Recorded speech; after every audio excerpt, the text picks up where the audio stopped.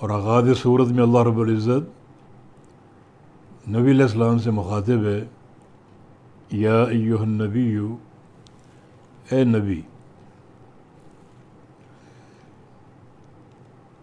اذا طلقتم النساء، جب طلاق دو تم عورتوں کو، یعنی اپنی بیویوں کو۔ اب یہاں اشکال ہے کہ نبی واحد کا صیغہ ہے اور طلقتم جمع کی ضمیر۔ اس کے دو جواب ہو سکتے ہیں۔ ایک تو یہ کہ نبی اگرچہ واحد کا صیغہ ہے لیکن واحد کے لیے جمع کی ضمیر تکریم کے لیے، تعظیم کے لیے استعمال ہو سکتی، تو اس میں نبی علیہ السلام کے شرف اور آپ کی تکریم کا اظہار ہے۔ جیسے آپ کسی کو السلام علیکم کہتے ہیں حالانکہ وہ واحد شخص ہے اور جمع کی ضمیر استعمال کرتے ہیں،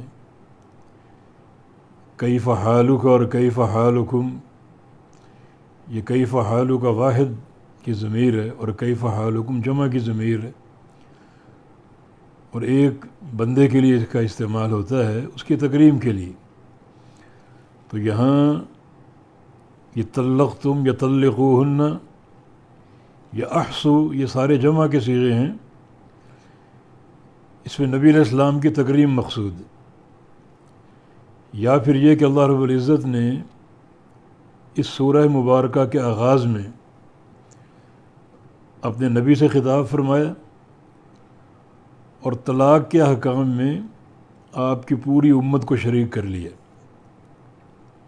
اذا طلقتم، اب اس میں جمع کا صیغہ پوری امت مخاطب ہے طلاق کے احکام میں۔ نبی صلی اللہ علیہ وسلم کا اپنی دو بیویوں کو طلاق دینا ثابت ہے۔ ایک وہ امرأ الجون جس کو آپ نے اعوذ باللہ من کی کہہ کر طلاق دی، دوسرا حفصہ بنت عمر رضی اللہ عنہما، انہیں طلاق دے کر فوراً آپ نے رجوع کر لیا تھا۔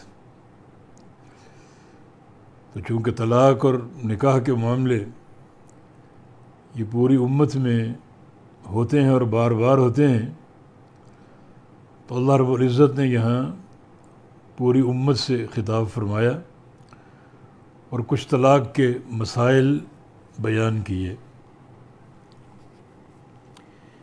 اذا طلقتم النساء، بعض علماء نے یہ محذوف مانا ہے، یا ایھا النبی قل لامتک اذا طلقتم النساء، کہ اے نبی اپنی امت سے کہہ دو کہ جب تم طلاق دو عورتوں کو، تو پھر جمع کا صیغہ مناسب حال ہو گیا۔ تو بہرکیف یہ خطاب نبی علیہ السلام کے لیے بھی ہے اور آپ کی پوری امت کے لیے بھی ہے، جس میں بہت سے طلاق کے مسائل بیان ہوئے۔